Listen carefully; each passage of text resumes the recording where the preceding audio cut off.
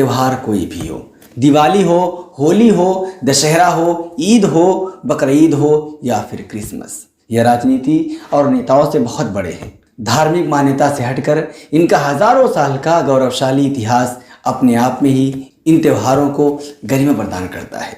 मगर पिछले 8-9 सालों से देश के अहम त्योहार दीपावली, होली, दशहरा, रामनवमी, गणेश चतुर्थी सब कुछ राजनीतिक साजिश में फंसकर नेताओं के एजेंडे को आगे बढ़ाने का जरिया बनते जा रहे हैं। कल अयोध्या में प्रधानमंत्री की मौजूदगी में 15,76,000 दिए जलाए गए, वर्ल्ड रिकॉर्ड बनाया गया।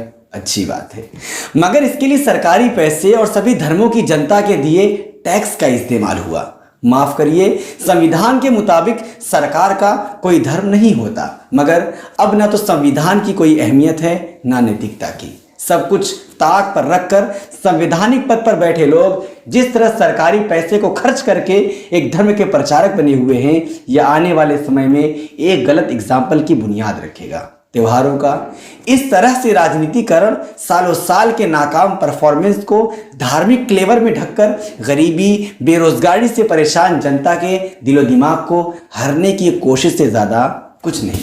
दरअसल त्योहारों के राजनीतिकरण की शुरुआत तो 10-20 साल पहले ही हो चुकी है, जब राष्ट्रीय स्वयंसेवक संघ यानी आरएसएस ने रामलीला कमेटी और दुर्गा पूजा कमेटी पर कब्जा करके हर मोहल्ले के वॉलंटियर को या तो आरएसएस से जोड़ दिया या फिर अपने स्वयं सेवक को ही वॉलंटियर और पदाधिकारी बना दिया। यही वजह है कि दशहरा, होली और रामनवमी में ऐसे पदाधिकारी अब नफरत फैलाते हर जगह नजर आएंगे। कहीं मुस्लिम मोहल्ले में घुसकर यात्रा निकालनी हो या मस्जिद के सामने रुककर तेज डीजे पर आपत्तिजनक गाना बजाना और नफरती नारा लगाना आम बात हो गई है। यह सब धार्मिक आयोजनों का प्रबंध संघ के लोगों, खासकर इसके उग्र संगठन बजरंग दल के लोगों द्वारा ही किया जाता है, जिसमें ज्यादातर 18 से 30 साल के युवा मौजूद होते हैं। यही लोग त्योहारों के बाद संघ की मोहल्ला कमेटी और भाजपा के बूथ कमेटी के सदस्य पदाधिकारी बनकर भाजपा के लिए वोट कराने की जिम्मेदारी उठाते हैं। त्योहारों की आड़ में